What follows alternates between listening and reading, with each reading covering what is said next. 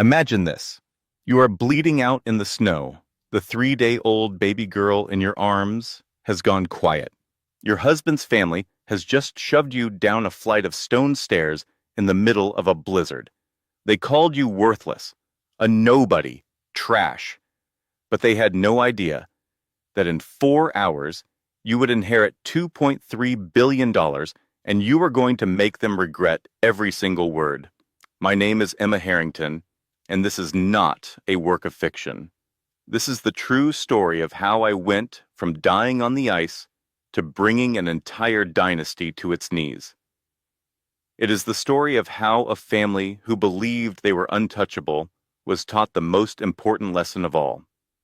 Never underestimate the woman you cast aside. For 3 years, they humiliated me. They recorded my most vulnerable moments for their 500,000 followers and tried to use a corrupt legal system to take my child. They were convinced their money and power made them gods. They were mistaken. Because when I stepped into that boardroom 8 weeks later with platinum blonde hair, a billion-dollar empire at my back, and 4 million people watching live, the look on their faces when they figured out who they were really dealing with was worth all the pain. But the truly legendary part was this. They had signed a consent form without reading the fine print, the same way they had always forced me to. Karma can have a wonderful sense of humor. You need to stay with me to the very end, because the twist in the courtroom, the arrival of the FBI, and the fate of each one of them is something you have to hear to believe. And if anyone has ever made you feel like you are worthless, if you have ever been thrown away, then this story is for you. Before we start, please do me a quick favor and hit that like button right now if you believe that justice is coming.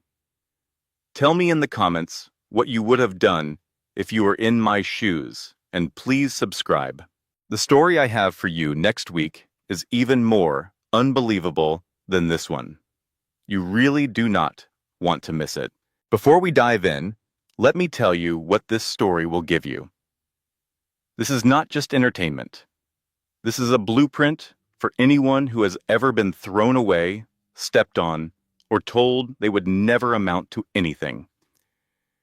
You will learn that your darkest moment can become the foundation of your greatest comeback. You will see that the people who try to destroy you often hand you the very weapons you need to rise. And most importantly, you will understand that your worth is never determined by those who hurt you. It is determined by how you choose to respond. Now, let's go back to the beginning. It was February 14th, Valentine's Day. The day my entire life fell apart. They pulled me across the polished marble floors, my newborn daughter wailing in my arms, and then pushed us down the stone steps out into a raging blizzard. They did not know that just 4 hours later, I was set to inherit $2.3 billion, and I planned to use it to make them pay for everything. I am Emma Harrington, and this is the story of my journey from bleeding out in a snowbank to completely destroying a powerful family dynasty. Stick around until the end, because when they finally realized who I was in that boardroom, the video went viral and absolutely ruined them. You will not want to miss the moment 4 million people watched them get on their knees and beg. Let's return to where it all began. 3 days before, I was in a hospital bed at Mercy General. My body was still trying to heal from an emergency C-section. The pain was excruciating, a sharp line of fire that spread from the incision with every single breath I took. But that physical agony was nothing, absolutely nothing, compared to the deep void I felt inside. My husband, Michael, had not come to see me in 52 hours. Not a single visit. I had been keeping track. The nurses kept shooting me these looks of pure pity, their whispers following me whenever they thought I was out of earshot. I kept trying to convince myself he was just swamped with work and that he would be there any minute. I was so incredibly naive. It was February 14th, Valentine's Day, and the irony of it all felt like a physical weight. My daughter Grace was sleeping in her bassinet next to me, her little face tinged yellow from jaundice. The doctor assured me it was normal and not a cause for concern. Still, every time I looked down at her, a knot of fear tightened in my stomach. She was so tiny, so delicate, and so perfect. And her own father had not even bothered to come meet her. I had IV lines in both arms and was still connected to a catheter. The pain from the incision was a solid 7 out of 10, even with the Percocet they gave me every 4 hours. Each tiny movement sent a fresh wave of agony through me. At around 11 p.m., my best friend, Rebecca, quietly entered the room. She was an ICU nurse on the floor below and had been coming up to check on me whenever she got a break. Rebecca spoke, her voice strained with an emotion I could not quite place. "Emma, honey," she said. She looked genuinely worried, not just offering sympathy. "I have to show you something. Please try not to panic, but you have to see this now before you hear it from someone else." She passed her phone to me. The screen was already on Instagram. I looked down, and in that sterile hospital room, my entire world shattered into a million tiny pieces. It was Michael's account. There was a picture of him with another woman. She was stunning, radiant, and obviously pregnant. At the bidbambisa, pregnant as well. Her hand was placed on her belly in that classic pose of an expectant mother. The two of them were at a La Bernardin, a 5-star restaurant I could only dream of, a place Michael had certainly never taken me. The caption underneath read, "With my real family. Finally being honest. New beginnings are blessed with truth." It had been posted 6 hours ago. It already had 47,000 likes. The comments section was a chaotic mix of congratulations and utter confusion. "Wait, I thought you were married?" one person asked. "Who is this other woman?" another person wrote, but the vast majority of comments were just heart emojis and people celebrating his truth. It felt as if someone had reached directly into my chest and squeezed the life out of my heart. "Emma," Rebecca said gently, "it's even worse than that. He's been going around the hospital telling everyone that you'd trapped him in this marriage," she continued, "and that he's finally free to be with the woman he truly loves.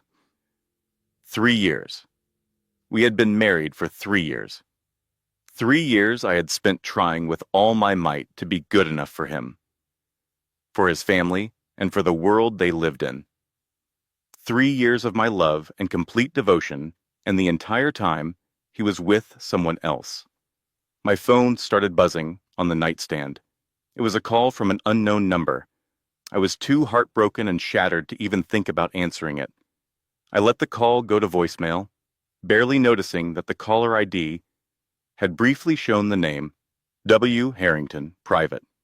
I would not find out until later that my grandfather had been trying to reach me at 11:47 p.m. to set up our very first meeting. I would never know just how close I had come to being rescued.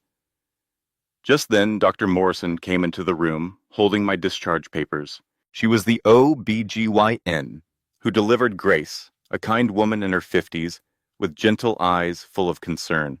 "Mrs. Sterling," she began cautiously, "I need to speak with you about something.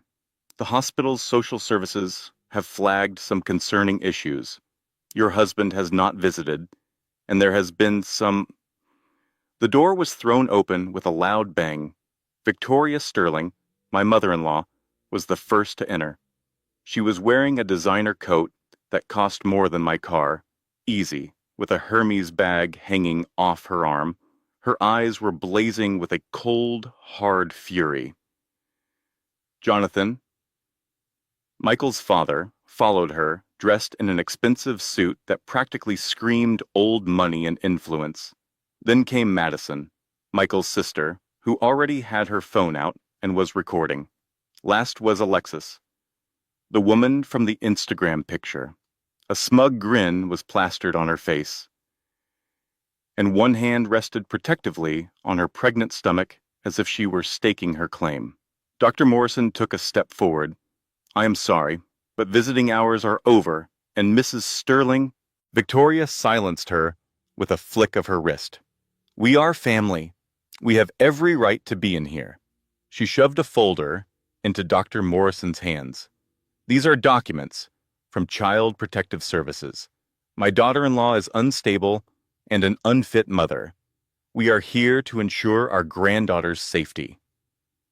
I just stared at them, my mind unable to grasp what was happening. CPS documents? How?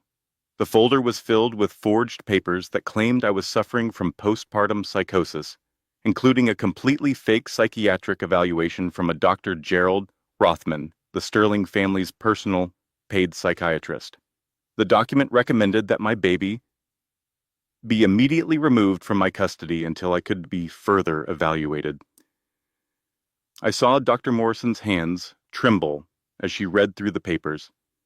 I could tell she was torn, knowing deep down that this was wrong, but not knowing how to fight it. The Sterling donation to the East Wing gave them influence here. Victoria walked over to my bed. Her voice was laced with pure poison. "You have been a stain on my son's life for long enough. This whole pathetic act of yours is over tonight." I was still weak, disoriented, and groggy from the pain medication. "What are you talking about? I just gave birth to his child." Alexis let out a sharp laugh. It was a cruel sound. She stepped closer and took a set of papers out of her purse. "That child is not his. We already had a DNA test done." She held up what looked like a fake lab report. The words, "Probability of paternity, 0%, were circled. My head was spinning. When could this have happened? How? I had been in the hospital this whole time. This was not possible. You cannot run a DNA test on a newborn without the mother's permission. But they had these official-looking documents.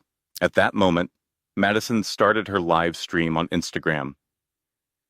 I could see my own reflection on her phone's screen, looking pale and completely broken in my hospital gown.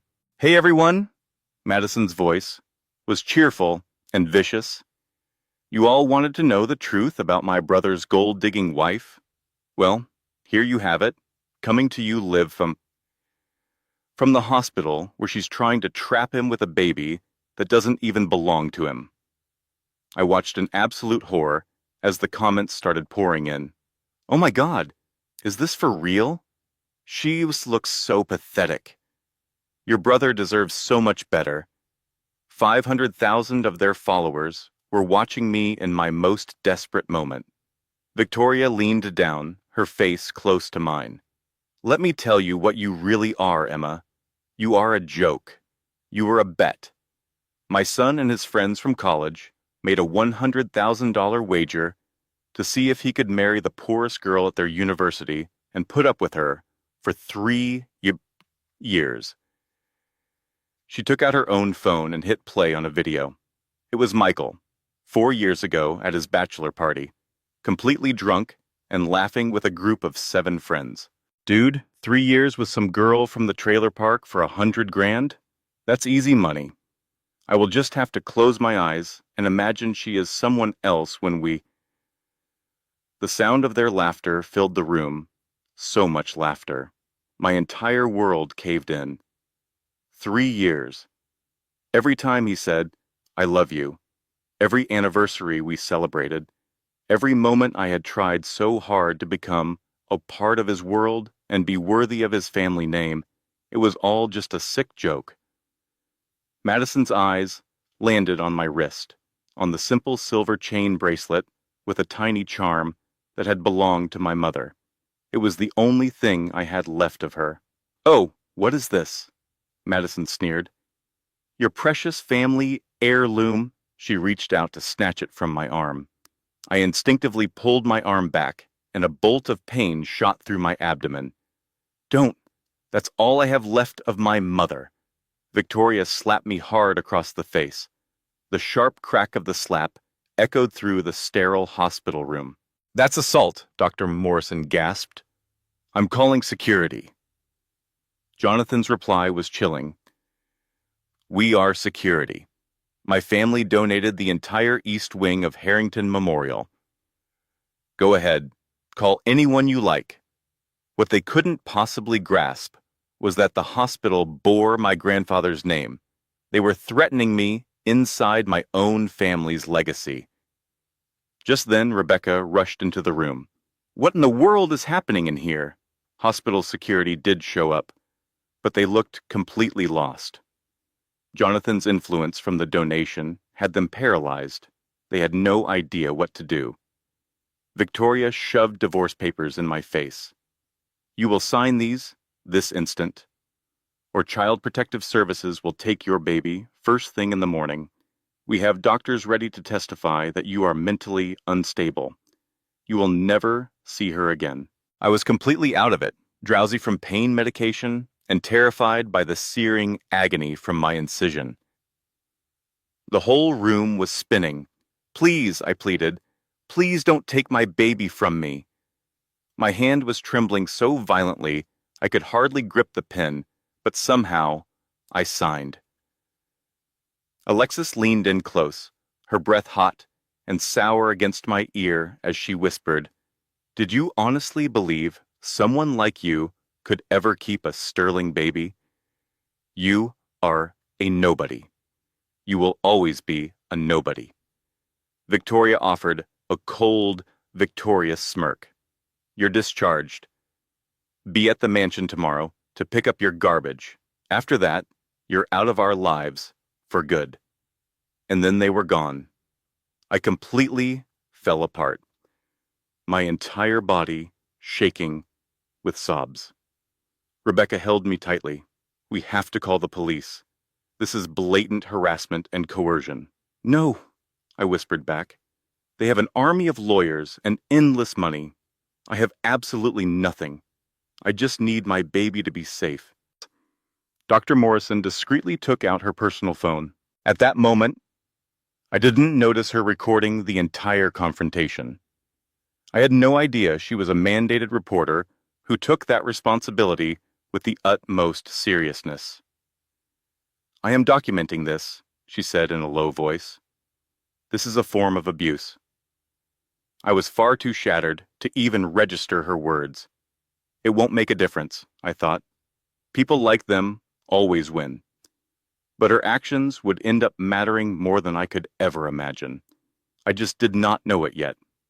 The following morning, on February 15th, I hailed an Uber to the Sterling family estate in Greenwich, Connecticut. I could not even afford a car of my own. Michael had maintained absolute control over our finances throughout our entire marriage. My baby Grace was buckled into a car seat provided by the hospital, wrapped in just one thin blanket. She was so tiny, so utterly fragile, only 3 days old, and her world was already crumbling around her. The mansion rose up before us, a colossal example of Georgian architecture, with old money practically dripping from every pillar and window. I had lived in that house for 3 years, and not once had it ever felt like a home. I was surprised to find my key still worked when I let myself through the massive front doors. The household staff, people I once believed were kind, now refused to even look at me. A few of them actually smirked as I walked by. I discovered all of my possessions had already been packed up and tossed into garbage bags, left in the driveway like common trash. My hand trembled as I made my way to my room. Not the master suite, of course. Michael and I had never shared that bed. I had always been relegated to the servants' quarters in the back of the house, a constant reminder that I was never truly part of the family. Inside, everything had been systematically destroyed. My clothes were drenched, having been thrown into the outdoor fountain. My books were ripped to shreds, their pages scattered across the floor. The precious few photos I had of my mother had been burned in the grand fireplace downstairs. I could still smell the acrid scent of ash in the air. All of my mother's jewelry was missing.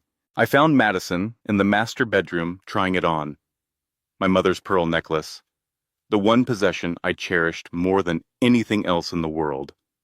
"Oh, this old thing?" Madison said with a laugh, snapping a selfie. "It looks much better on me, don't you think?" Finders keepers. Walking through that mansion one last time, a flood of painful memories washed over me. The first Thanksgiving, Victoria had forced me to serve all the guests while the rest of the family enjoyed their meal. When I dared to take a seat at the table, she had said, "The help does not eat with the family, dear." Michael had remained silent. At a charity gala during our second year, I had to wear a borrowed dress because I had no money to buy my own. Victoria warned me not to embarrass them and to stay in the back. "Do not speak to anyone important," she had ordered. Jonathan then made me work the coat check all night, while Madison mingled in expensive designer gowns. Then there was our third Christmas.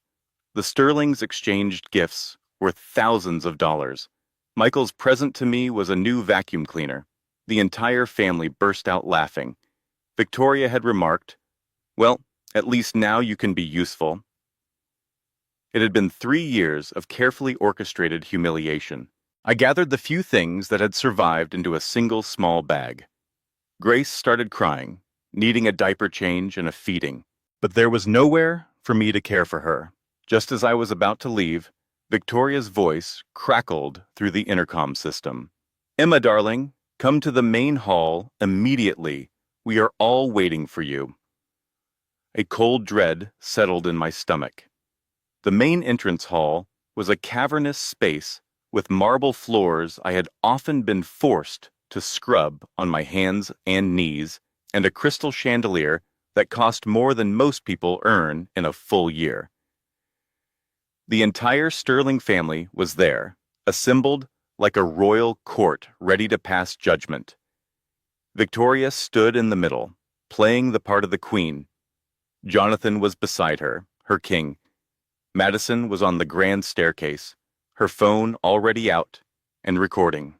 Michael was leaning against a wall, completely unable to meet my eyes, and Alexis was hanging on Michael's arm, wearing that same triumphant smile. 4 security guards I did not recognize stood nearby. They were big, imposing men, clearly hired muscle. Victoria's voice was like ice. "Before you may disappear and we all forget you ever existed, you will get on your knees and apologize. Apologize for wasting 3 years of our lives and for trying to trap my son with a bastard child." I clutched Grace even tighter against me. "No, I am leaving. Just let me go." Jonathan's threat was delivered in a quiet, deadly tone. "You will kneel, or we will personally ensure that every homeless shelter in Connecticut hears that you are a mentally unstable child abuser. Child Protective Services will hunt you down." "I am not kneeling," I said. Victoria gave a slight nod to the security guards. Everything that happened next was a blur. One of the guards grabbed my arms. I screamed, "Please, I am holding my baby. Please do not hurt her." Another guard brutally ripped Grace from my arms. The pain was instant and blinding. The force of the struggle tore my C-section stitches. I felt a sudden warmth spread through my clothes. It was blood. Grace was letting out that high-pitched, piercing cry of a newborn in distress. It meant she was in distress. She was terrified, and Madison was live-streaming the entire thing. "This is what happens when gold diggers try to mess with the wrong family," she narrated. "Watch karma happen in real time." The comments were flooding her screen. "She deserves it." "Throw her out." "Fake baby mama." 500,000 people were watching my complete and utter destruction. The guards began dragging me across the cold marble floor. I was too weak to resist, still recovering from major surgery, and the blood loss was making me dizzy. My shoulder slammed into the corner of a marble column with a sickening crack. A new wave of pain shot through my arm. It felt dislocated. My bracelet snagged on the sharp marble edge, the charm snapped off and went skittering across the floor. I saw a maid quickly scoop it up and put it in her pocket. I did not realize then how much she would matter later. I was bleeding, screaming, and begging. Alexis just stood there laughing. "This is just so pathetic, Michael. Is this really what you wasted 3 years of your life on?" Michael's voice was hollow, completely devoid of emotion. Just get her out of here. He did not even possess the courage to show a shred of guilt. They finally reached the massive oak front doors and threw them open. A full-blown blizzard was raging outside. The temperature was 15 degrees Fahrenheit, but the wind chill made it feel like -5. Snow was coming down so thick, you could not see more than 10 feet in front of you. The wind howled like an angry, living creature. They threw me down the stone steps. I tried to curl into a ball to protect myself, but I hit the ground hard, tumbling down 5 steps. Each impact was pure agony. My already injured shoulder absorbed most of the force. I landed in a heap in the snow at the bottom, my blood instantly staining the pristine white ground a dark red. My bag was thrown out after me, its contents spilling everywhere. Medication, diapers, the one change of clothes I had left in the entire world.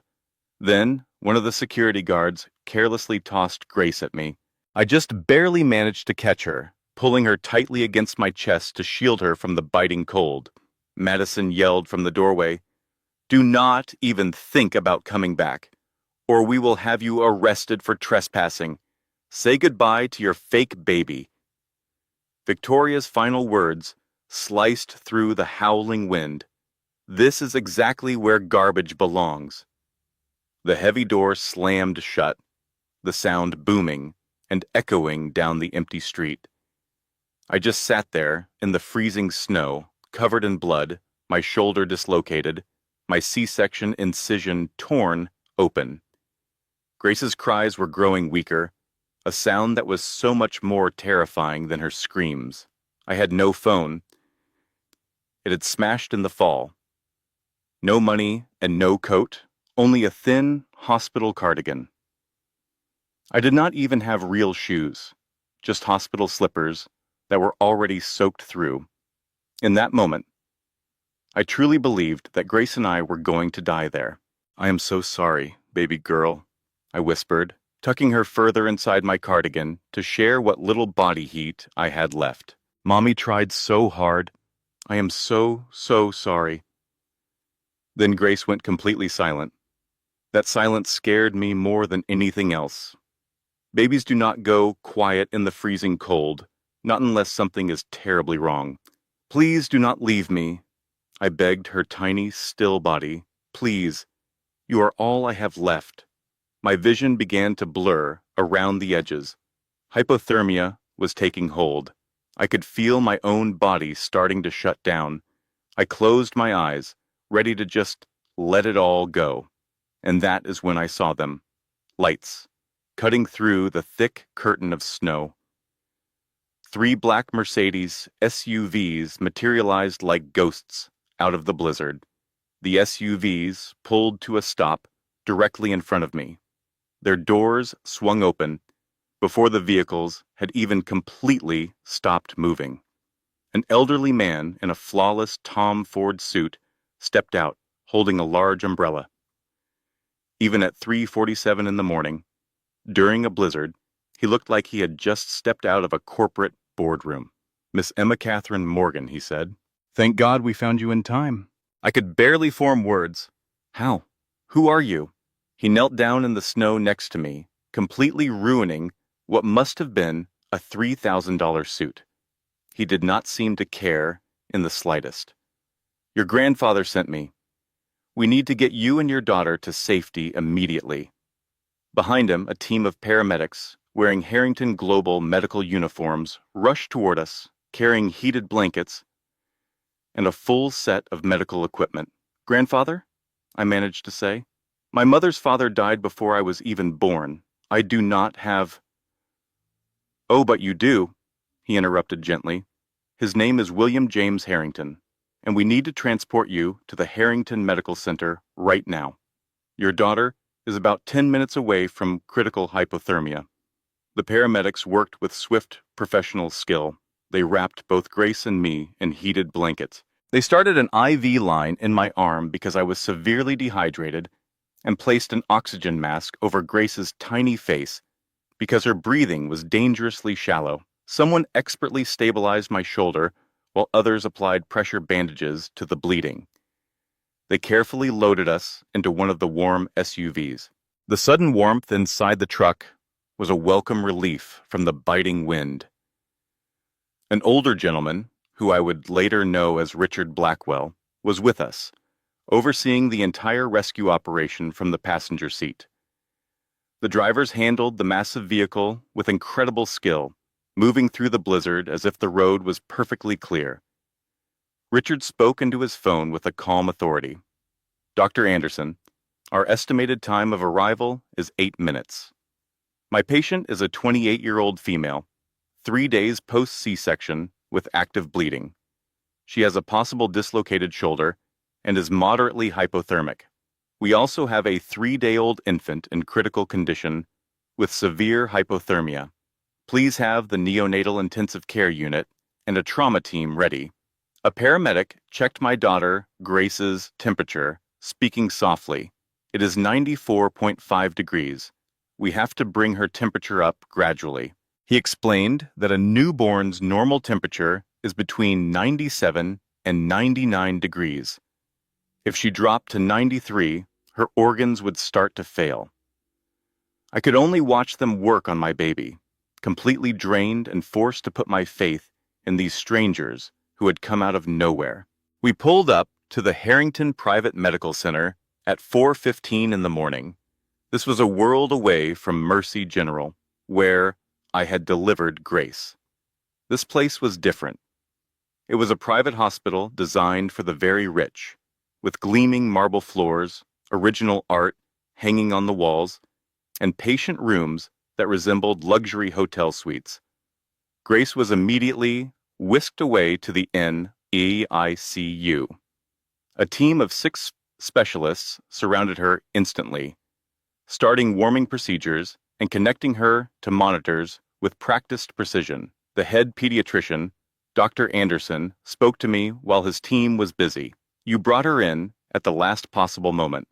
Another 5 minutes in the cold could have caused permanent brain damage." I was then moved to a private suite that felt more like a room at the Four Seasons Hotel. A doctor set my dislocated shoulder, a moment of intense pain that was followed by immense relief, and another surgeon cleaned and restitched my C-section incision. They immediately started a blood transfusion, put me on an intravenous drip, and administered antibiotics. The combination of exposure to the cold and open wounds created a very high risk of infection. They also gave me pain medication that actually worked. I finally awoke 7 hours later at 11 in the morning to find sunlight pouring into the room. For a brief second, I hoped the whole ordeal had just been a terrible nightmare, but then I saw the bandage on my shoulder, the IV lines in my arm, and the array of medical machines. A wave of panic washed over me. "Grace," I thought, "where is my baby?" Just then, Dr. Morrison, the same obstetrician from Mercy General, walked in. "Emma, take a deep breath," she said calmly. "Grace is stable. She is safe in the NICU and being closely watched. She is going to be okay." I was confused. "What are you doing here?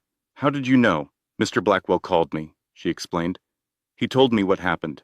I resigned from Mercy General first thing this morning. I refused to be part of a hospital that would allow something like that to happen to a patient." A moment later, Rebecca burst into the room, crying as she gave me a gentle hug. "Oh my gosh, Emma. I was so worried. You did not answer your phone this morning, So I drove over to the Sterling mansion. I saw the bloodstains in the snow. I thought the worst. She started sobbing. I am okay, I reassured her. We are both okay.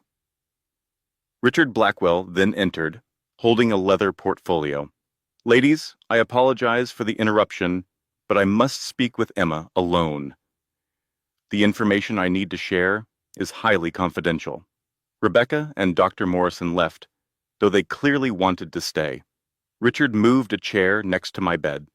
A nurse then wheeled in a rolling NICU bassinet.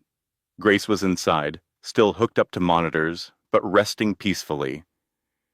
Seeing her alive and warm made me start crying again. Emma, Richard said gently, your mother's name was Catherine Harrington before she married and became Catherine Morgan.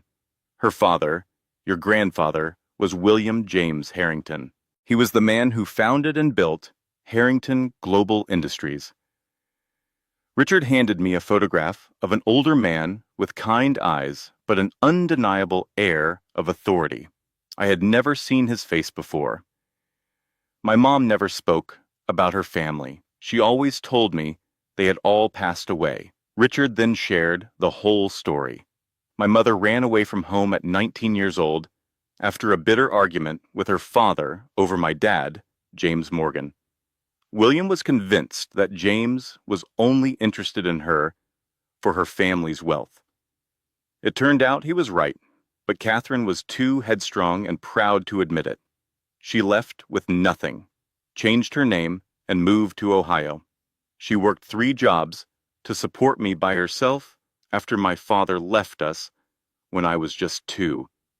Her pride prevented her from ever calling home, and William's pride stopped him from reaching out to apologize. They were 2 stubborn people who loved each other, but let their egos keep them apart. When my mother died in a car crash 5 years ago, William was heartbroken. He had been secretly keeping track of her for years, always watching from a distance, but never making contact. After she died, he began searching for me. He located you 2 years ago, Richard continued, shortly after your wedding to Michael Sterling. My heart skipped a beat. For 2 years, William watched over you. He had a private security team follow you and installed hidden cameras to monitor the Sterling property. He witnessed everything they put you through, Richard, then showed me video clips. I saw Victoria forcing me to act as a waitress at her parties. I saw Jonathan making me do unpaid labor around the house. I saw Madison's daily cruelties and Michael's complete neglect. It was all there. Why did he not do something to help me? I asked, my voice cracking. Richard explained that William wanted to step in many times, but his legal team, including Richard himself, strongly advised him to wait. They needed to create a completely secure legal shield for the inheritance, so the Sterlings could never argue that I married Michael, knowing I was an heiress. This way, they would have no grounds to challenge his will. They were constructing a trust that would be untouchable. The original plan was for William to introduce himself to you today, February 15th, the day after you gave birth. That blocked call I got last night? I asked in a whisper. Richard nodded. That was William. He was on a flight back from London. He was calling to let you know he would be at the hospital this morning to finally meet you. For the first time, Richard's voice trembled with emotion. His plane landed at 6 a.m. He got right into his car. I called him to finalize the time we would meet you. He asked me how you were doing. I told him you had been discharged and that we could not find you. The GPS tracker showed your location was at the Sterling mansion. A GPS tracker? I asked, confused. The bracelet, he said. The one from your mother. The one you have worn every single day for years. William had a medical-grade GPS chip placed inside the charm. It was waterproof, had a 5-year battery, and included heat sensors. I instinctively reached for my wrist, but the bracelet was gone. It must have broken off and been lost in the snow. That is how we located you. At 3 a.m, The heat sensor sent out an alert, signaling that your body temperature was dropping into the hypothermic range. I called William right away to tell him you were in immediate danger. He pulled up the live security camera feed we had on the Sterling estate. Richard then played a video on his tablet. I saw the entire assault. I saw Madison live streaming it. I saw myself being dragged out of the house and thrown down the stone steps. I saw the blood on the snow and Grace lying there, barely moving. Everything was time-stamped. William watched that video at 7:05 in the morning, sitting in his car. Richard's voice broke completely. At 7:10 in the morning, his driver called me. In a panic, William had collapsed. He had suffered a massive heart attack. The paramedics were called at 7:21. He was declared dead at 7:30 a.m. The devastating irony of it all felt like a physical punch to my gut. Emma, when they tossed you onto those steps at 3 in the morning, you were a nobody. You were exactly what they called you, poor, helpless, and disposable. But at 7:30 in the morning, just 4.5 hours later, when William's death was officially recorded, you became the sole beneficiary of a $2.3 billion estate. They left you to freeze in the snow when you were penniless, but by the time you hit the ground, the clock was ticking, and you were on your way to becoming a billionaire. They just had no idea. I stared at him, my mind unable to grasp the full reality of it. Your grandfather died watching them hurt you, but his last act was to give you the power to bring them to their knees. Richard then gave me an envelope. The handwriting on the thick paper was William's. I read it through my tears. My dearest Emma, if you are reading this letter, it means I am gone. I am so sorry that I waited too long. I was flying home to finally see you, to tell you how sorry I am for failing your mother, for not finding you earlier, and for standing by while that family mistreated you. I was trying to get the legal protections arranged first. I wanted to guarantee that nobody could ever steal what belongs to you, but I should have focused on protecting you instead. I saw the security footage this morning. Watching them throw you and your baby girl into the snow made me realize I had made a terrible, irreversible mistake. My heart simply gave out. But even in death, I can still protect you. Everything I have spent my life building is now yours. $2.3 billion, 40 companies, and properties in 18 different countries. It is all yours now. Use this empire to show them the true meaning of Harrington's strength. Do not ever let anyone make you bow your head again. Make them answer for every bruise, for every tear, and for every second they made you feel like you were worthless. You are not garbage. You are my granddaughter. You possess a power you cannot yet imagine, and my only regret is that I will not be there to watch you rise. With all my love, Grandfather William. I held the letter tightly, sobbing uncontrollably. Grace was sleeping peacefully in her bassinet next to me, finally out of harm's way. The trust is already active, Richard informed me. All assets are transferred to your name immediately. There is no probate court and no waiting period. The estate taxes have been accounted for, and the board of directors has been notified. Emma, as of 8 o'clock this morning, you are the official chairwoman of Harrington Global Industries, and the Sterling family is completely unaware. I looked up at him, my face still wet with tears, but my eyes held a new kind of expression. It was cold and unyielding. I want to know everything about their businesses, I said. Every single liability, every weakness they have. A smile finally appeared on Richard's face. Now you are starting to sound like your grandfather. The following day, February 16th, I was sitting in a wheelchair inside the private conference room at Harrington Global. My body was still healing, but I had to understand the empire I was now in charge of. Grace was in a designer stroller next to me, being looked after by a nurse from Harrington's medical staff. She was getting healthier by the hour. Her jaundice was disappearing, and she had a healthy pink glow. Richard laid out several leather-bound files on the table. Sterling Industries is on the verge of financial collapse, he stated. They are in debt for a total of $83 million. He showed me the financial statements. Jonathan had embezzled $12 million from the employee pension fund to finance his lavish lifestyle. A series of bad investments had cost the company another $31 million. On top of that, they had outstanding business loans that totaled $40 million. Without a major cash injection, they were just 3 months away from complete bankruptcy. Richard explained, Jonathan put in a bid for a $75 million contract with Harrington Global last month. It is a government defense contract, and we are the middleman. This is their last chance to survive, and we get to decide if they get it. You get to decide. You're the chief executive officer. Then he moved on to Victoria's situation. Her passion project was a chain of boutiques called Sterling Style.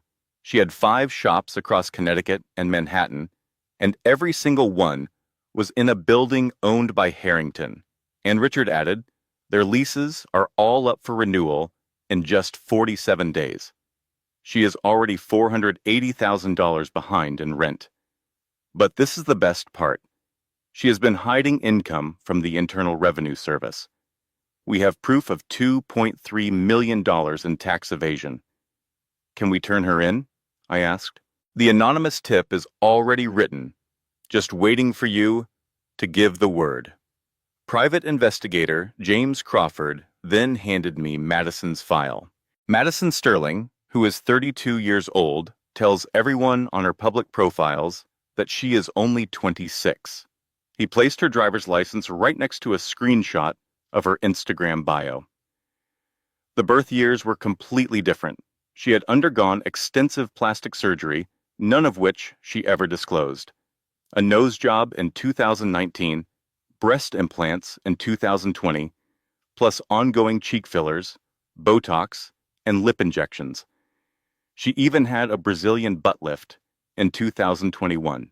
Her contract with the Prestige Agency for Modeling has a specific clause against undisclosed procedures. It is a fireable offense. And who owns Prestige Agency? I wondered aloud. Richard gave a small smile. As of yesterday, you do. Harrington Global bought it 2 weeks ago. Madison has no idea yet. Michael's file was up next. The bet he made in college was documented perfectly. It was all in a group chat with 8 people, and not one of them was smart enough to erase it. Brad Miller, age 23, wrote, Dude, no way you last 3 years married to that broke chick. M. Sterling replied, I bet $100,000 I can. It will be the easiest money I ever make.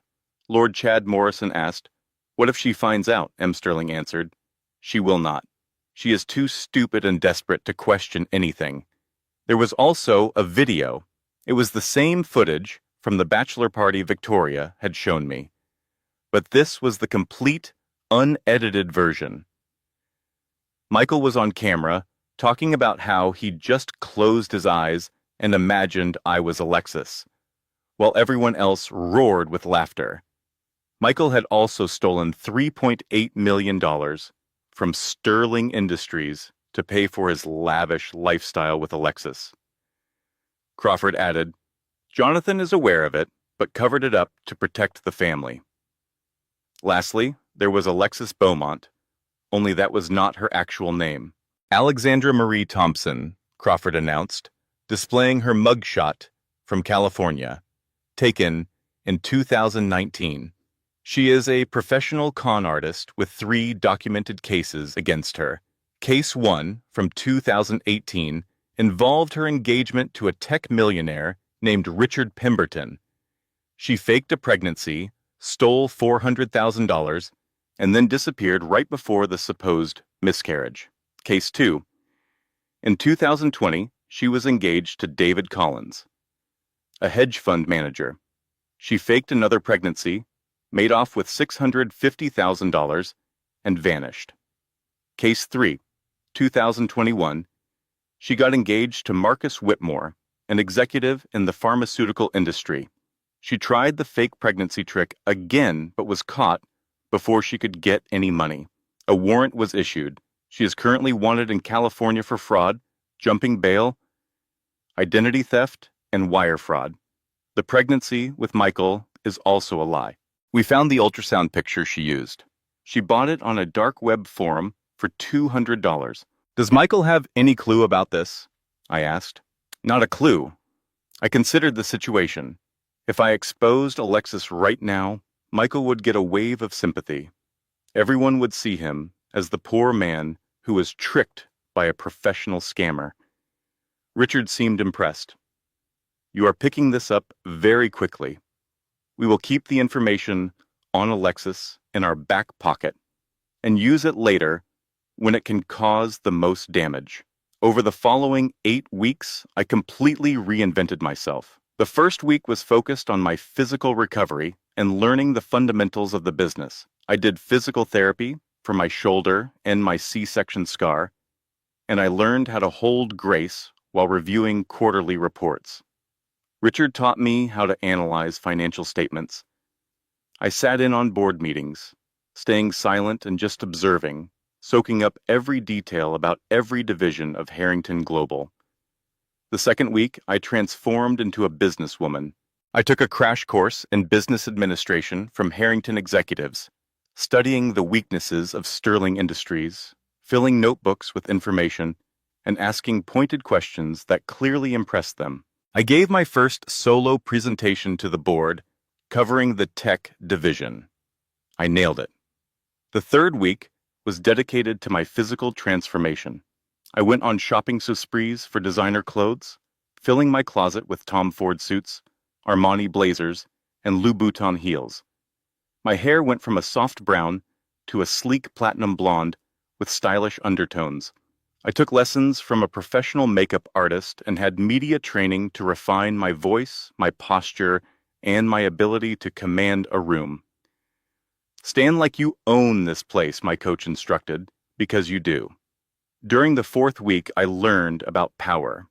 I started self-defense classes, specifically Krav Maga. I was determined to never feel helpless again. I participated in negotiation workshops with Richard and met with company lawyers to learn every legal method for dismantling an opponent. I practiced my boardroom expression in the mirror until it was cold, powerful, and impossible to read. In weeks 5 and 6, we started making strategic moves. Harrington Global began to quietly acquire the debt of Sterling Industries from 15 different creditors. We used a shell company to purchase the modeling agency where Madison was employed. We also hired a team of forensic accountants to conduct an audit of Victoria's boutiques and assembled evidence packages for the Internal Revenue Service. The 7th week was all about preparing the trap. I worked with the graphics team to create the boardroom presentation. I made myself watch the security footage of my own assault, which was recovered from the Sterling estate. This was thanks to the maid who had stolen my bracelet charm. She came forward after Emma paid her $50,000 for both the charm and the footage she had secretly filmed on her phone. We began leaking anonymous tips to gossip blogs about Madison and scheduled the crucial business meeting with Jonathan. The 8th week was for final preparations. I rehearsed my boardroom speech in front of the mirror. Grace was now 2 months old, thriving and happy under the care of a team of professional nannies. I stood tall in my power suit. My hair was platinum, and my red lipstick was applied with perfect precision. I looked at my reflection and could hardly recognize the woman looking back at me. It is time to destroy them, I said to myself. The meeting was scheduled for April 12th. They were completely unaware of what was coming for them. On April 2nd, just 10 days before the meeting, Madison was still posting on Instagram every day. She was on a beach vacation in Turks and Caicos. paid for by her parents. Her caption read, 26 and living my best life. Feeling blessed. All natural beauty. No filter. She had 486,000 followers. The comments were full of people telling her how perfect she was. Madison believed she was untouchable. I decided to call her from my old phone number, the one she would still have in her contacts. She picked up the phone laughing. I could hear Alexis and Victoria in the background. Oh my God, the trash is actually calling me. I have to put you on speaker. Emma, how is life in whatever hole you crawled into? Did you manage to find a homeless shelter that allows babies? I made my voice sound quiet and broken, putting on a performance. I just wanted to see if you would think about dropping the case with Child Protective Services. Please, I miss Grace so much. The case had actually been dismissed during my first week of recovery due to a total lack of evidence, but Madison was cruel enough to let me think it was still going on. Oh, sweetie, it turns out Child Protective Services did not want your baby either. You are such a pathetic mother. But hey, the good news is that Michael and Alexis are getting married next month. You are invited to watch the ceremony from the servants' entrance. I heard loud, cackling laughter. Victoria shouted in the background, "Tell her we do not even remember who she is," Alexis added. "And tell her Michael said the last 3 years were the worst of his entire life." They all laughed again. You know what, Emma? You have always been a nobody. You will always be a nobody. But thanks for the laugh. Bye. She hung up the phone, and their laughter echoed in my ear. I was sitting in the Harrington Global office. The phone had been on speaker, and Richard and Crawford had heard everything. My face was a mask of cold calm. I showed no emotion at all. "Did you get everything you needed?" Richard asked. "Yes," I replied. "Deploy the Madison package now." At 6 o'clock in the morning on April 3rd, the gossip blog Elite Secrets published an article titled, "Instagram Influencer Madison Sterling, The Lies Behind the Likes." It was a complete expose with all the evidence. It included her real driver's license, proving she was 32, and legally obtained medical records that detailed all of her plastic surgeries. There were before and after pictures comparing her claims of natural beauty to the surgical reality. The article also included financial documents that showed her parents were funding 70% of her influencer lifestyle, along with screenshots of her lying to brands about her age. The story went viral in less than 2 hours. The hashtag Madison Sterling Exposed was the #1 trending topic on Twitter. TikTok creators began analyzing every one of her photos, pointing out the evidence of surgery. Beauty YouTubers posted videos with titles like, "Madison Sterling lied to all of us." The sponsors started to cancel their deals. Sephora cited a breach of contract due to misrepresentation. Fashion Nova released a statement saying, "We require honesty from our partners. Your contract is terminated." The company Flat Tummy Tea announced, "We are ending our partnership, effective immediately." 12 more brands dropped her within 4 hours. At 9 in the morning, the prestige modeling agency sent her an email. It read, "Dear Madison, due to violations of your contract regarding undisclosed procedures and age misrepresentation, we are terminating your contract, effective immediately. Please return all agency property by the close of business today." Madison had no clue that I was the new owner of the agency. At 11 o'clock, she went on Instagram Live, crying with her makeup running down her face. "You guys, these are all lies. I am 26. I have never had any surgery. This is all photoshopped. Somebody is trying to ruin my life." The comment section was immediately flooded. "We have all seen your driver's license, girl. Just tell the truth. You lied to every one of us. Unfollow." 47,000 people were watching her public breakdown happen in real time. Her follower count began to drop like a rock. It went from 486,000 to 450,000 then 420,000, then 380,000. Madison sobbed into her camera. Please, I do not know who is doing this to me, but please make it stop. Victoria called her. Get off of Instagram this instant. You are only making things worse. Mom, somebody leaked everything, my private medical records. How can that even be legal? I do not care how. Just fix this. Within a single week, Madison's followers had dropped to 180,000. She had no sponsors, no modeling agency, and the gossip blogs were publishing new articles about her every day. Her name had become a joke. She called Victoria, completely desperate. Can you get Dad to make all of this go away? Your father, Victoria replied, has his own problems to deal with, model. Sterling Industries is failing, and they have to deal with it on their own. Richard and I were watching the news report about it all. This meant Phase 1 was a success.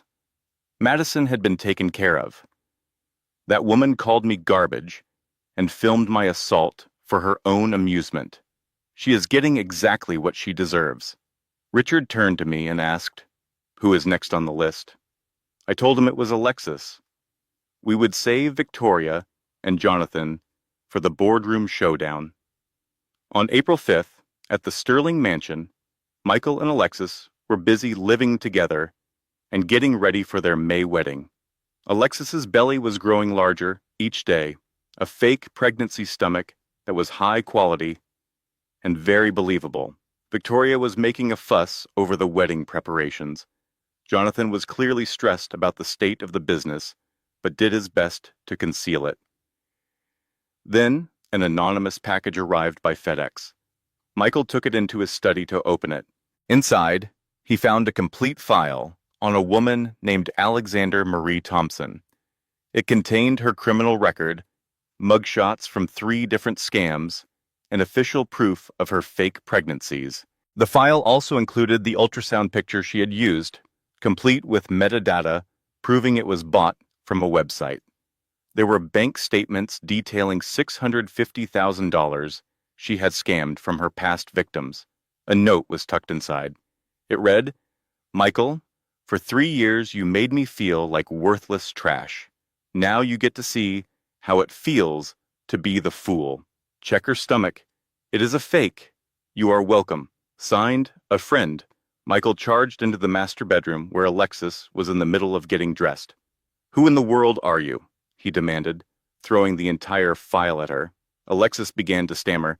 Baby, I can explain everything, he shot back. Your name is not even Alexis. You are a professional con artist. She made a move to escape, but he caught her by the arm. Her sleeve snagged on a dresser drawer. The prosthetic pregnancy belly slipped from under her dress. It was made of silicone, an expensive but totally fake prop. It landed on the hardwood floor with a heavy, dull sound. Michael just stared at it. Get out of my house this instant, he ordered. At that moment, Victoria and Jonathan hurried into the room. They immediately saw the open file scattered on the floor. Victoria let out a gasp. Jonathan bent down and picked up the dossier. She is a wanted person in California, he announced. Alexis lunged for her purse, but Jonathan moved to block the doorway. You are not going anywhere, he said firmly. I am calling the authorities right now. At 11 a.m., officers from the Greenwich Police Department showed up with a warrant from California that had finally been processed. As they put Alex in handcuffs, she started screaming. This is all a setup. Somebody sent you that information. Someone is trying to destroy us. Victoria froze. Who could possibly know about what happened with Madison? First I get targeted, and now Alexis. Somebody is coming for our family. Jonathan tried to wave away her fears. Do not be paranoid, Victoria. It is just a coincidence. But the look of doubt on his face told a different story. Later that night, Michael sat by himself in his study, drinking scotch. His whole world was collapsing. His 3-year marriage had started as a cruel bet. something his friends still made fun of him for. He had a real daughter with Emma, a child he had walked out on. Alexis was a criminal. His company was on the brink of failure. It seemed like everything he got involved with turned to ruin. He took out his phone and scrolled to my old disconnected number, and for a moment, he almost tried to call me to say he was sorry. Just then, Victoria entered the room. "Do not even consider it," she said sharply. "Maybe we were too cruel to her. The baby, Grace, she is my daughter, and I—" Victoria slapped him hard across the face. "That woman is out of our lives. She is a nobody. You need to focus on what is important, which is saving this family's business." Michael looked defeated. "What if someone is targeting us because of how we treated Emma?" Victoria just laughed. "Emma? That worthless girl is probably lying dead in a ditch somewhere. She lacks the money and the intelligence to ever challenge us." I observed all of this through a hacked security camera, listening to every single word they said. My face was a mask of cold fury. By April 6th, I was watching the entire Sterling family fall apart on my monitor feeds. Richard remarked, "The Sterlings are tearing themselves to pieces. Michael and Alexis have split, Madison's public image is ruined, and Victoria is in a panic over their finances. You could walk away right now. Take Grace, move to Paris, and enjoy your life. They are already getting what they deserve." I glanced down at Grace, who was 2.5 months old and smiling up at me. "Perhaps you are right," I considered. "Maybe getting even is not worth it. They are self-destructing anyway. All I want is to live in peace. I want Grace to have a childhood far from all of this poison." I even began to draw up plans to move us to London, where Harrington Global had offices in Europe. I could manage the entire company from there, put the Sterlings behind me for good, and just let them suffer the consequences of their own actions. For a brief time, I was seriously thinking about showing them mercy. But then, April 8th arrived. A set of legal documents was delivered to the Harrington Global office. It was an emergency custody petition from the Sterling family against me, Emma Morgan. They falsely claimed I had abandoned Grace, providing fabricated statements from paid staff at their mansion who said I was mentally unwell. They even included an updated, fake psychiatric report from Dr. Rothman. They argued that the Sterling family could offer a stable, two-parent home. They claimed Michael was a changed man who wanted to make things right, and that a child's best interests would be served in a wealthy, stable Sterling household instead of with a single mother. The emergency hearing was set for April 11th, only 3 days from then. The judge assigned was the Honorable Robert Whitmore of the Connecticut Family Court. Richard looked very concerned. "Emma, this is extremely serious," he warned. "Whitmore is from old Connecticut money and plays golf with Jonathan Sterling. He has a strong prejudice in favor of traditional family setups." I protested, "But I have proof of the assault, all the abuse." Richard explained, "They are going to argue that all of your evidence was gathered illegally. If the evidence is not allowed in court, it will just be your story against theirs. Here in a Connecticut family court, they have a massive home field advantage." The truth of the situation struck me like a physical punch. I had $2.3 billion to my name, and I could still lose my own daughter. Money cannot guarantee a win in family court, especially when the judge is already in your opponent's pocket. My legal team, made up of 5 of the best lawyers, quickly assembled. One said, "We need Dr. Morrison to testify about the abuse at the hospital." Another replied, "She is terrified. Testifying would mean challenging the very hospital that the Sterling family supports with huge donations." "What about Rebecca Martinez?" I asked. "The nurse?" my lawyer said with a shake of his head. "Her testimony would be considered hearsay. She did not personally see the assault happen. The security videos from the mansion were obtained through illegal means, so they cannot be admitted. I felt a sense of dread. So we have absolutely nothing? The lead attorney was blunt with me. We have your testimony, but they will portray you as a bitter and vengeful ex-daughter-in-law. And Judge Whitmore is already inclined to believe them. On April 11th, we were at the Connecticut Family Court in downtown New Haven. I walked in with my legal team. On the other side of the courtroom, the Sterling family was represented by 8 lawyers. The Sterling's attorney began his opening statement. Your Honor, this case is about the welfare of a child. Grace Sterling was brought into a loving family. Her father, Michael Sterling, has made errors in judgment, as we all do, but he is now dedicated to becoming the father his daughter needs. Her grandmother, Victoria Sterling, and her grandfather, Jonathan Sterling, are respected members of Connecticut society who have the stability and resources to give her an extraordinary life. The respondent, Emma Morgan, he continued, has shown a pattern of unstable behavior. She abandoned her child with strangers and has been spotted coming and going from various high-end hotels and corporate offices.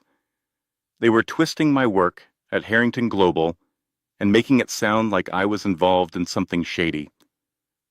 My lawyer stood up to object. Your Honor, this is a blatant effort by an abusive family to cause my client more harm.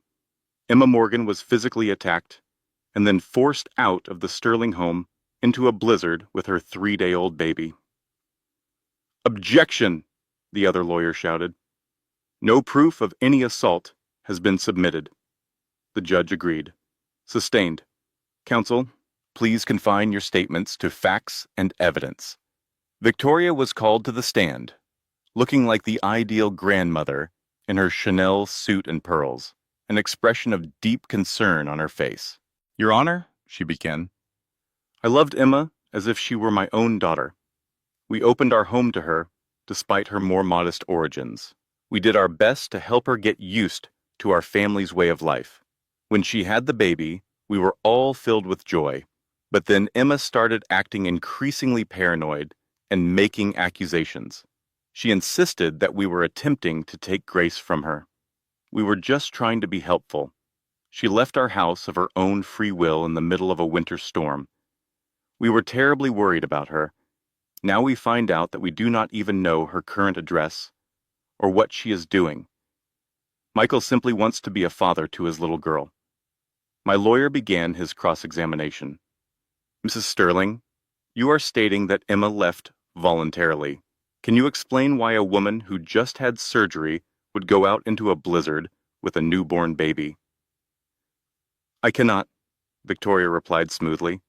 As I said, she was behaving in an irrational manner. Did you or any member of your family ever physically harm Emma Morgan? He pressed.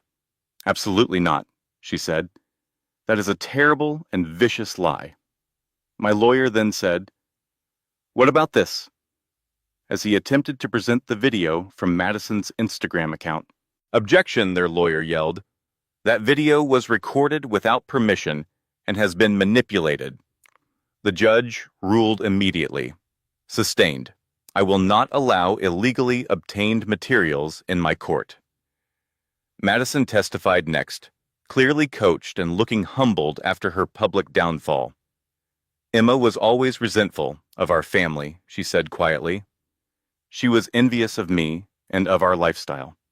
The evening she left, she was shouting at my mother and making threats against us. We tried to get her to calm down, but she just ran outside into the storm. I was afraid for the baby's safety. That is the only reason I recorded the incident, to have a record of her unstable behavior for Child Protective Services. Then Michael delivered the most convincing performance of his entire life. Your Honor, I have made horrible mistakes. I was not a good husband. I neglected Emma. I am deeply ashamed of my actions, but I truly love my daughter. I want to be her father.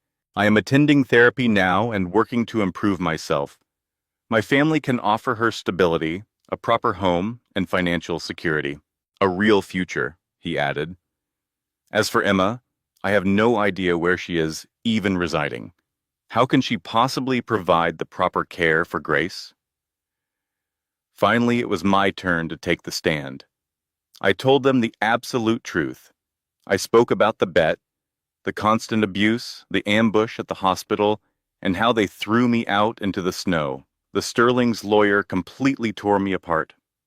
Miss Morgan, you make claims of abuse, yet you offer no evidence at all. There are no police reports, no medical records from the hospital about this supposed assault, and no witnesses other than your own friends, who would obviously take your side. Is it not a fact that you are just a bitter ex-wife who is trying to prevent a father from seeing his own child?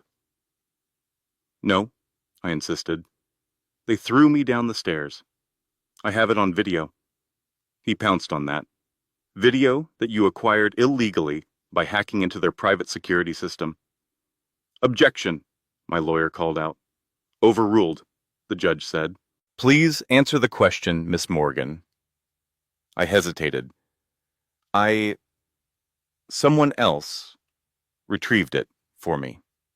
Model. So you are admitting it was obtained through illegal means, Judge Whitmore announced his decision. This is a challenging case. Still, the child's best interests must be my top priority. While I believe Miss Morgan is a devoted mother, the absence of solid evidence for her claims is concerning. On the other hand, the Sterling family has shown they have the resources, stability, and a sincere wish to care for Grace. For these reasons, I am awarding temporary custody to Michael Sterling and his family, subject to a full 30-day evaluation. Miss Morgan will be granted supervised visits twice a week. At that moment, my entire world came to an end. No, please. They brought Grace in from the waiting room. I hugged her tightly, sobbing uncontrollably. No, please, do not take her away from me, please. A social worker then gently pulled Grace from my embrace. Victoria took her from my arms, a smirk on her face. Grace was crying, her little hands reaching out for me. I fell to the floor in a heap. This felt even worse than being left in the snow, because this time I had money, I had influence, I had resources, I had everything, and it still was not enough. The system had let me down. On the steps of the courthouse, camera flashes went off everywhere. The media was all over this story. Victoria carried Grace to the Sterling's car with Madison walking beside her, looking triumphant. Michael refused to even glance in my direction. That night, all alone in the Harrington Global penthouse apartment, I just stared at Grace's empty crib. I called Richard. I tried to handle this the right way, legally, civilly, following all the rules, and they still came out on top. They have my daughter. We will appeal. We will fight this. No, my voice had changed, becoming cold and resolute. No more following the rules. I am done playing their game. You told me that I own the entire board. Well, I am about to flip the whole thing over. Arrange the contract meeting. I want every single one of them in that room. April 12th, tomorrow. Emma, are you certain about this? They wanted a war? I will give them total annihilation. Between the hours of midnight and 6 in the morning, Richard and I got to work. I phoned Dr. Morrison. I need your testimony. I will make sure you are protected, please. She was in tears. I am so scared. I am too, I told her, but we are doing this anyway. Crawford located Madison's undeleted Instagram live stream from the hospital, which was still on Instagram servers and legally retrievable. My attorneys immediately filed an emergency motion presenting the new evidence. I did not get any sleep. I dressed in my suit of armor, a white Tom Ford suit, and my platinum hair. I applied my lipstick, a perfect shade of red. I looked at my reflection in the mirror. It is time to end this. April 12th, at 2 in the afternoon, Harrington Global Headquarters, Midtown Manhattan, on the 52nd floor. The Sterling family pulled up in their Lexus. Their Mercedes was gone, repossessed and replaced by an older model. They looked smaller, somehow. Jonathan's suit was now a bit too loose, a result of losing weight from all the stress. Victoria's jewelry was obviously fake, not the real thing. She must have pawned her authentic pieces to make the rent. Madison was not wearing a designer label, her hair was not professionally styled, and she looked completely worn out. Michael looked hungover and beaten, but they were all trying to put on a confident front. This $75 million contract was their last hope. Inside the elevator, Victoria said, "Remember who we are. We are Sterlings. They will respect old money. Jonathan, you just let me do the talking. We have to secure this contract, or it is all over for us." Madison, who was scrolling on her phone, added, "Well, at least the Emma situation is behind us. The judge gave grace to us." Michael just stared down at the elevator floor, saying nothing. The elevator doors slid open on the 52nd floor. The view was incredible, with floor-to-ceiling windows showing the Manhattan skyline, surrounded by modern art and signs of immense wealth. The receptionist guided them to a conference room with huge glass walls, a perfect view of Central Park, and a long conference table that could seat 20 people. At the head of the table, the chief executive officer's chair was turned around facing the city. 8 board members dressed in expensive suits were already in their seats. Security guards were posted by the exits. A giant screen was mounted on the wall behind the main chair.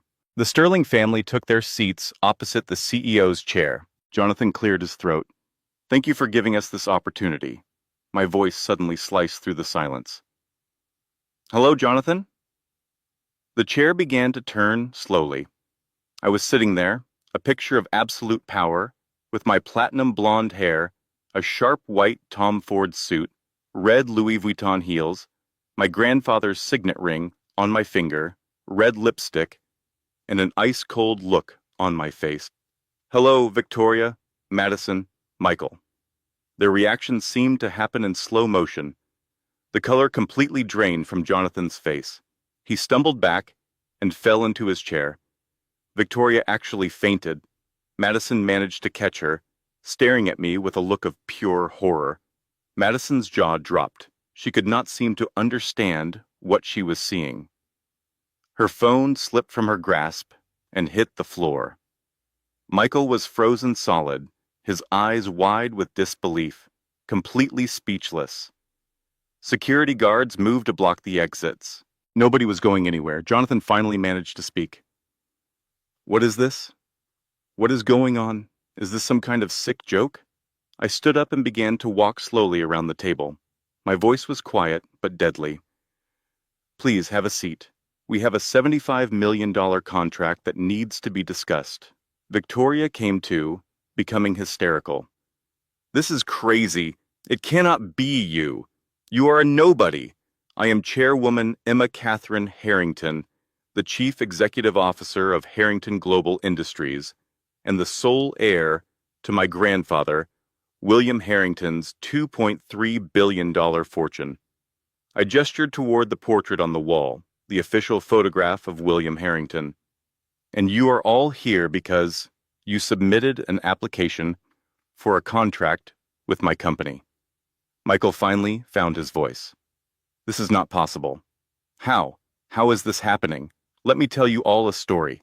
I pressed a button on the remote control. The screen behind me came to life. The first image was from February 15th, at 3 in the morning. It was security footage of me being thrown down the front steps of the Sterling estate, with the timestamp clearly visible. Victoria screamed, "Turn it off! No! I think you are going to want to watch this." The video played everything.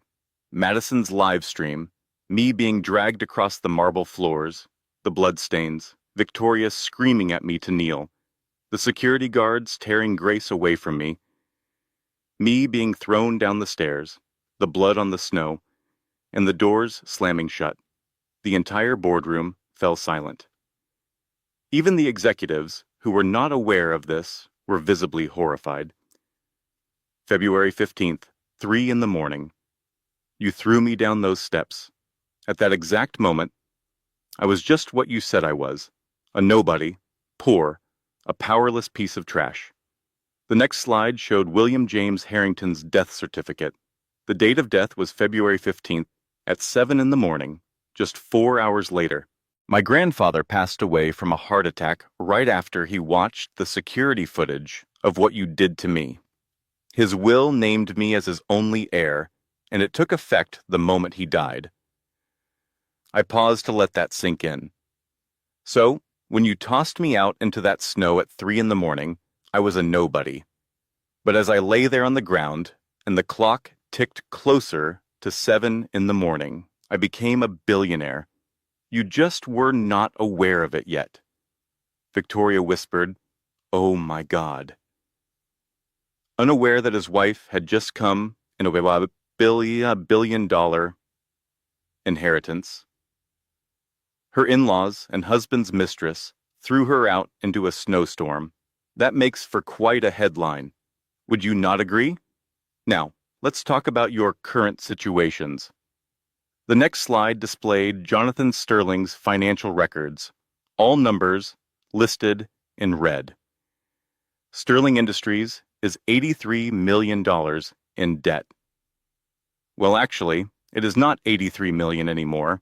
I now own $75 million of that debt. I purchased it from your creditors at a discount 3 weeks ago. I am calling in that debt, effective today. You have 48 hours to pay me in full, or I will seize all of your assets. Jonathan tried to say something, but no words came out. Oh, and there is this. The Federal Bureau of Investigation logo appeared on the screen. A series of emails detailing Jonathan's embezzlement from the company's pension fund. The FBI was sent these documents at 9 this morning. You can expect to be charged by the end of the week. Next slide. Victoria Sterling's boutiques. Sterling-style boutiques, 5 different locations, all of which are in buildings that I own. You are being evicted, starting today. The locks on all locations will be changed at 5 this afternoon. You are also $480,000 behind on your rent. I am suing you for the back rent, plus damages. And one last thing.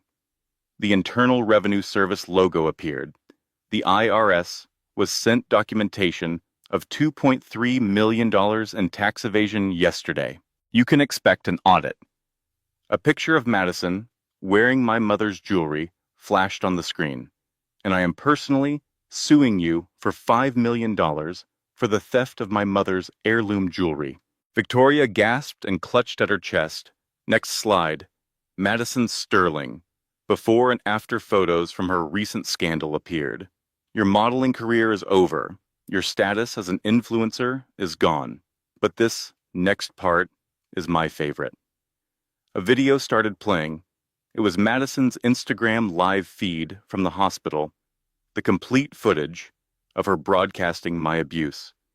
This was shown publicly to 500,000 people. It is all admissible as evidence. The Greenwich Police Department was sent this footage this morning. Charges of assault have been filed. Madison broke down in tears. Next up, Michael Sterling. The video of the college bet played in its entirety. Every cruel word, every single laugh, every degrading remark he made about me.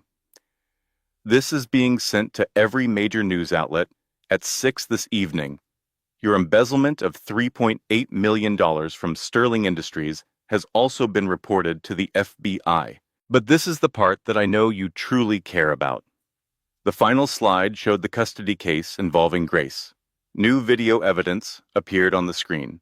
It was a recording from Dr. Morrison's phone at the hospital, with clear audio of the threats and the assault.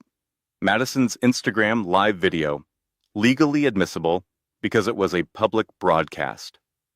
Testimony from 3 former employees of the Sterling estate, who I paid to come forward and tell the truth. An emergency motion was filed this morning with the Connecticut Family Court. With all of this new evidence and a different judge, a new hearing has been scheduled for tomorrow morning. You will never get near Grace again. Michael suddenly lunged at me across the table. You witch! You have ruined everything! Security guards tackled him and pinned him to the floor. I did not even flinch. Michael was on the ground, with security holding him down. You destroyed my life, he screamed. We gave you absolutely everything. I leaned in close and spoke softly, so only he could hear. You offered me nothing. You took me as your wife to win a bet. For 3 years, you allowed them to torture me. You walked away from your daughter when she was only 3 days old. I was not the one who destroyed your life, Michael. You were. Victoria dropped to her knees, her voice pleading. Please, we can find a way to fix this. We will give you whatever you want. I will apologize. You possess nothing that I desire. I walked over to her and looked down. You labeled me as trash. You told me I was a nobody. You declared that I belonged out in the snow. But trash does not control a $2.3 billion empire. Trash does not bring down dynasties. You did not discard trash, Victoria. I leaned in closer. You discarded a queen. Jonathan, utterly defeated, made one final attempt. The contract, please. We must have it. There is no contract. There never was one. This meeting was never about a business deal. It was about making you understand precisely who you ruined and precisely who ruined you in return. I reached for the remote control again. Oh, and one last thing.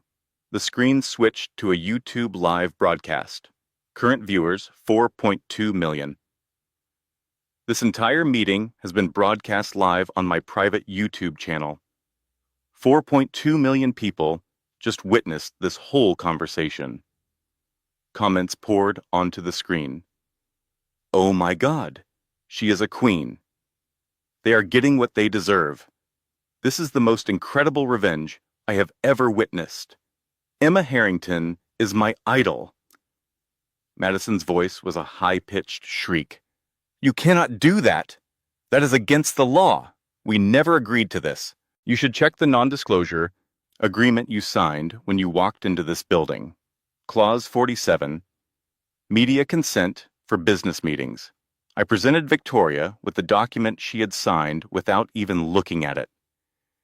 You did not read it, did you? I picked up that habit from you. Always read everything before you sign. It was a direct reference to the hospital scene where they had pressured me into signing divorce papers. Security then escorted them out, and they were not gentle.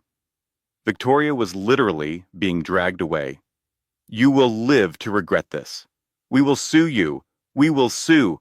Sue me with what funds? You are completely bankrupt. Goodbye, Victoria. Madison was crying uncontrollably. I am sorry. I am so incredibly sorry. Please, you recorded my most vulnerable moment for public amusement. You hoped I would become a viral sensation for being humiliated. Well, congratulations, now you are a viral sensation too. Michael's eyes met mine for a final time. Emma, please, think about Grace. She is my daughter. No, she is my daughter. You are merely a sperm donor who abandoned her. You will not see her ever again. Security dragged him out of the room. Jonathan simply walked out in silence, a broken and defeated man. His entire empire was gone. I stood by myself in the boardroom, gazing out at the Manhattan skyline. Richard came in. The stream is still going, 5.8 million viewers and counting. I gave a slight nod. My phone vibrated. It was a text from Dr. Morrison. We have an emergency custody hearing tomorrow with the new evidence. We are going to win. Grace is finally coming home. For the first time in months, a genuine smile spread across my face. Outside the Harrington Global building, the Sterling family emerged into utter chaos.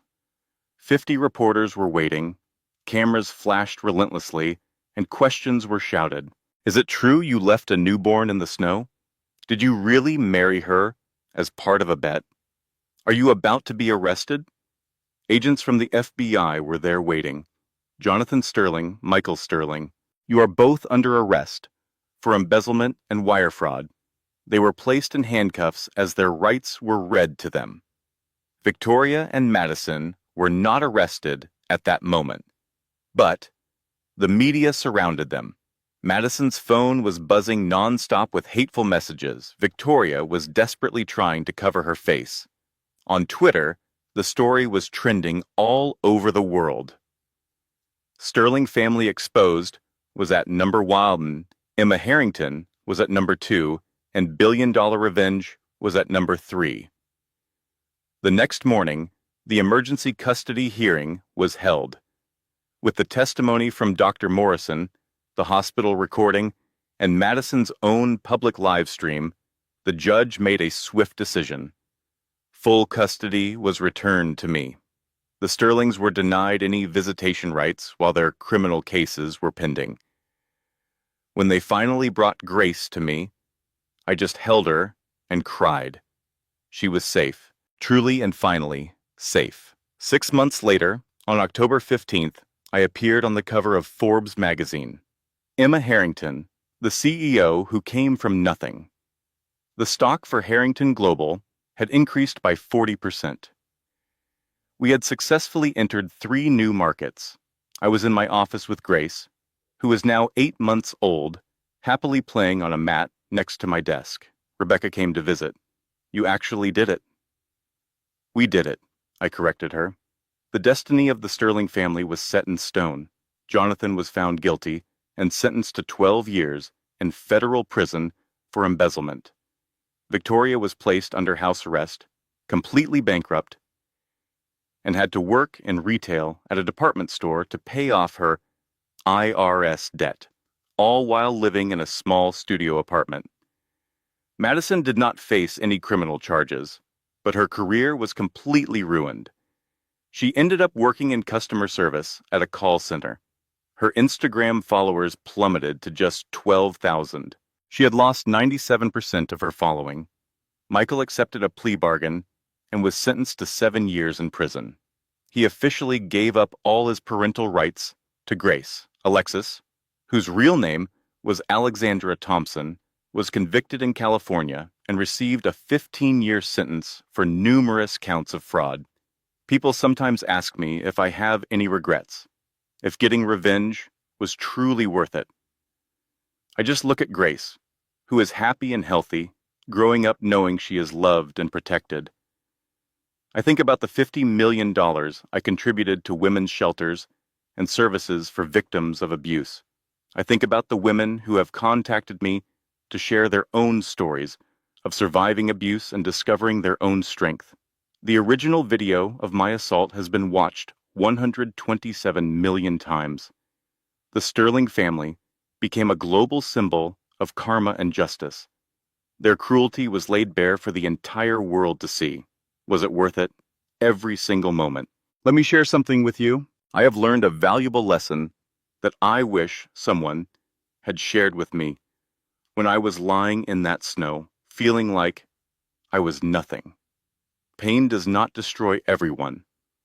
Sometimes, if you possess enough strength, if you refuse to be kept down, pain can shape you into something tougher than diamonds, something that cannot be broken.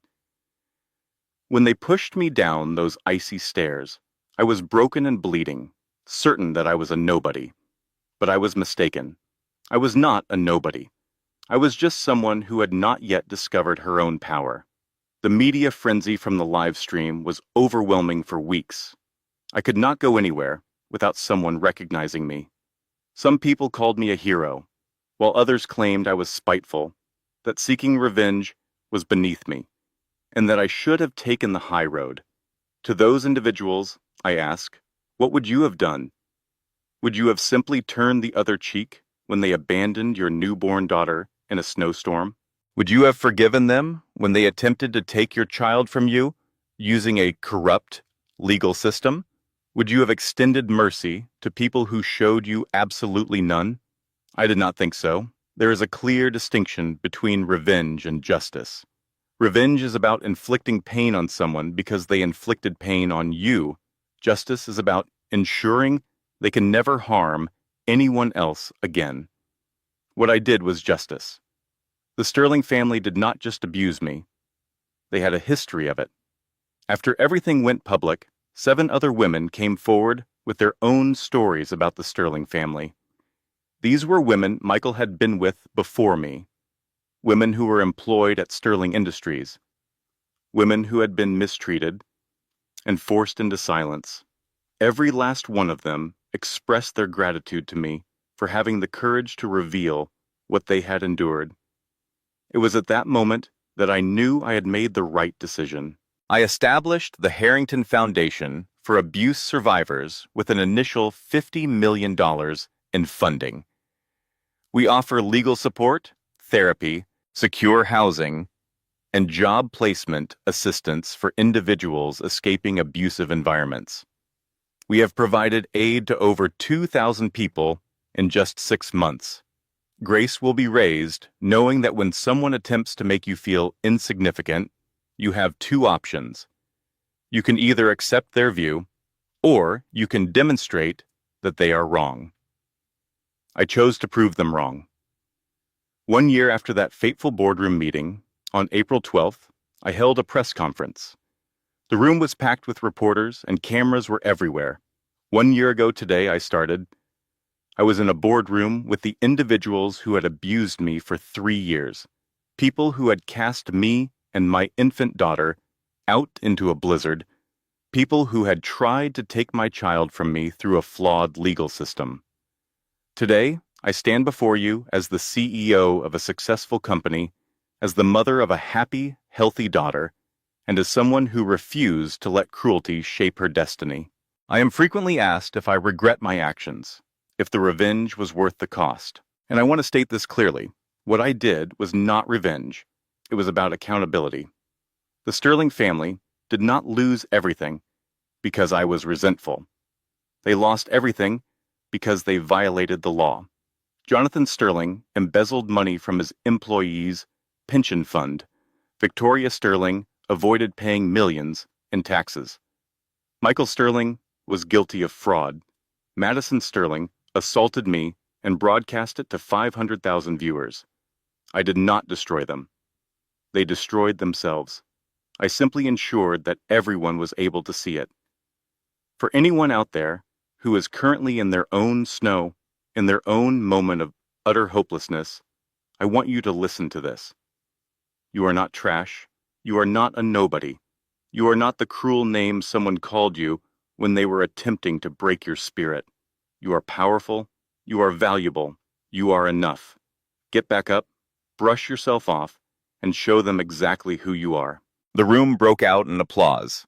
After the press conference concluded, I returned home to my penthouse. Grace was with her nanny, playing with some blocks. The moment she saw me, she smiled and lifted her arms toward me. I picked her up and held her tightly, breathing in her sweet baby scent. "You know what, my sweet girl," I whispered. "Your mommy was nearly broken, but she got back up. And one day, when you are old enough, I will tell you this entire story. I will tell you that no matter what anyone else says, you are the one who decides who you are. Not them, you." Grace giggled and playfully pulled my hair. I laughed. For the first time in what felt like years, the sound was authentic and unrestrained. Rebecca came over that evening. We sat together on my balcony, looking out at the Manhattan skyline, sipping wine. Rebecca asked, "Does that night ever cross your mind? The night in the snow?" I admitted. "Every single day, but probably not how you imagine. I no longer think about it with any pain. For me, it was the turning point, the exact moment I transformed from a victim into a survivor." "You are truly incredible." I just shook my head. I am not special at all. I am just a woman who decided she would not stay defeated. That is precisely what makes you special. We fell into a comfortable silence, gazing at the city lights below. "So what is next on your agenda?" Rebecca finally asked. I considered her question. To be honest, I am not sure. I want to continue growing the company, helping more people through the foundation, and raising Grace to be a strong, kind person. I think that might be enough. It is so much more than enough. You have already made a world of difference for so many people. Later that evening, long after Rebecca had gone home, I found myself standing in Grace's nursery, watching her sleep. She looked so peaceful, so pure, so absolutely perfect. My thoughts drifted to my mother, Catherine, and how she had fled from her own father's control to build a life on her own terms. I remembered how she had worked 3 jobs just to raise me, and how her pride stopped her from ever asking for help, even when she desperately needed it. Then I thought of my grandfather, William, who had watched me suffer for 2 long years.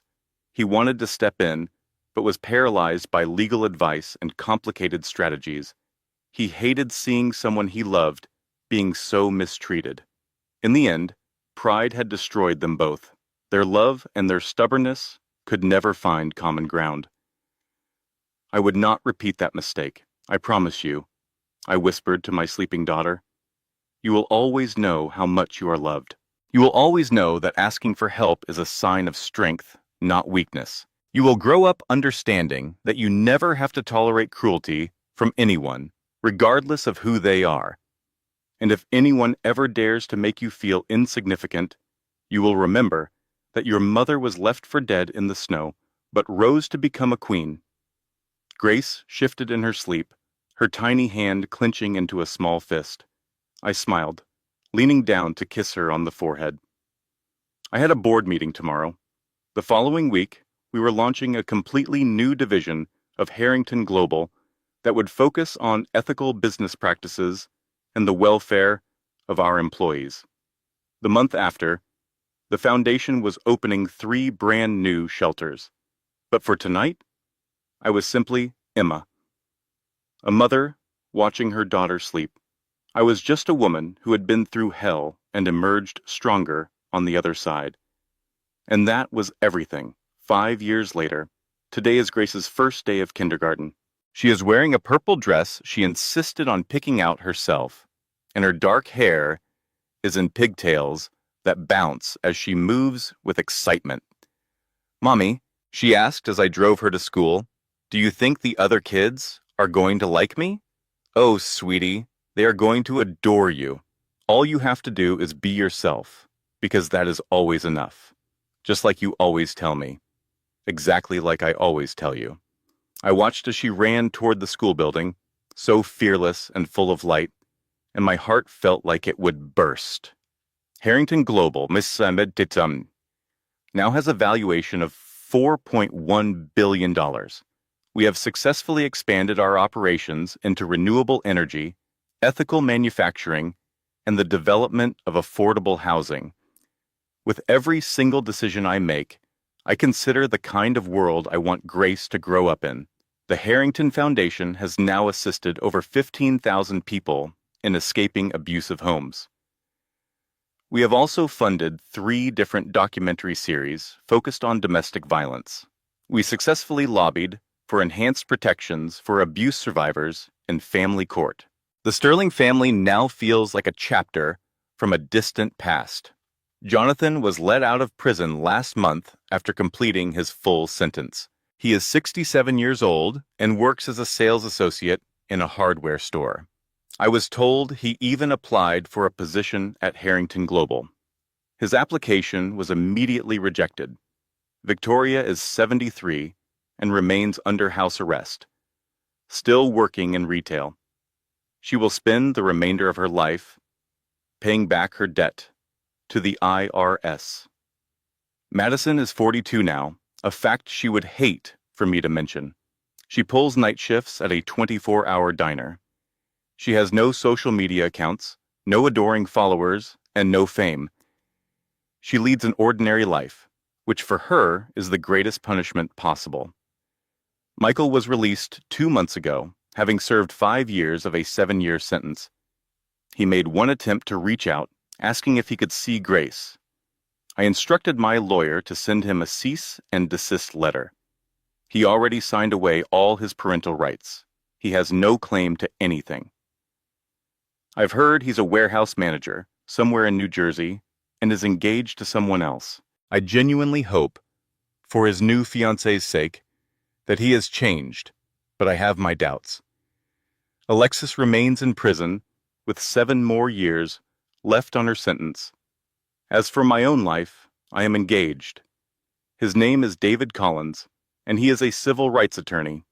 Our paths crossed at a fundraiser for the foundation. He knows every detail of my past, and he loves me despite it all. Even more importantly, he loves Grace as if she were his own daughter. When I shared the entire story of the Sterling family with him, he looked at me and said, "Do you know what I see when I look at you? I do not see a victim or even just a survivor. I see a woman who refused to be defined by cruelty. I see pure strength." In that moment, I knew my heart was safe with him. We are planning to get married next spring. It will be a small ceremony with only our family and closest friends. Grace will be our flower girl, and she has already designed her entire outfit. Every so often, late at night, I still have dreams about the snow. I dream about the bitter cold, about hearing Grace's cries grow weaker, and about the certainty that we were about to die. But I no longer wake up screaming from those nightmares. Instead, I wake up, walk quietly to Grace's room, and watch her sleep for a moment. I remind myself that we made it. We did more than just survive. We flourished. Just last week, a young woman came to my office after contacting the foundation.